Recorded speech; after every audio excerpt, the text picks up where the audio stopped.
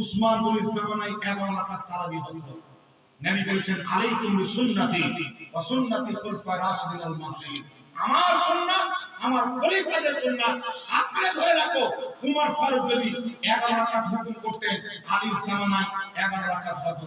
হযরত উসমানের জামানায় 11 রাকাত হতো। তাবেঈনদের জামানায় 11 রাকাত হতো। কিন্তু আলীর জামানায় সুনানুল কুবরা বাইহাকির মধ্যে হাদিস, হযরত আলীর জামানায় 20 রাকাত তারাবি হয়েছে। হযরত উসমানের জামানায় আল ইস্তিসকার কিতাবের মধ্যে লেখা আছে 20 রাকাত তারাবি হয়েছে। সাহাবী আব্দুল্লাহ ইবনে আব্বাসের জামানায়, আব্দুল্লাহ ইবনে উমরের জামানায়, আব্দুল্লাহ ইবনে মাসউদের জামানায় 20 রাকাত তারাবি হয়েছে।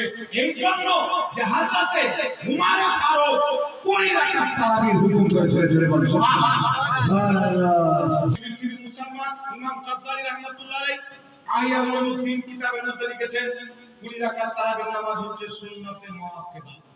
ইমাম নববী রাহমাতুল্লাহ আলাইহি আল আসকার কিতাবের মধ্যে লিখছেন আন্না সালাতাত তারাবিহ সুন্নাতুন বিইত্তিফাকিল উলামাই ওয়া হিয়া 20 রাকাতান। সমস্ত আহলে ইলম মুহাদ্দিস একমত তারাবির নামাজ হচ্ছে 20 রাকাত সুন্নাত, সুন্নতে মুআক্কাদা। কেউ যদি সুন্নতে মুআক্কাদা ছাড়ে নেকি হবে না গুনাহ হবে? বলে বলেন গুনাহ হবে। নেকি হবে না গুনাহ হবে? গুনাহ। যারা 12 রাকাতকে ছেড়ে 8 রাকাত তারাবির নামাজ পড়ে এদের নেকি হয় না, উল্টা গুনাহ। কথা আমার বুঝে আসছে গেছে না বাবা? আর 8 রাকাত তাহাজ্জুদ গুলোকে তারাবি প্রমাণ করতে চায়। এইজন্য খবরদার মুসলমান, আজ থেকে 1450 বছর পূর্বে সাহাবায়ে কেরামের যুগ থেকে নিয়ে আজ পর্যন্ত যারা সহিহ আকীদার মুসলমান, আহলে সুন্নাত ওয়াল জামাত, যেই দলকে নবী জান্নাতি বলেছে, ওই সমস্ত মুসলমান 20 রাকাত তারাবি করেছে।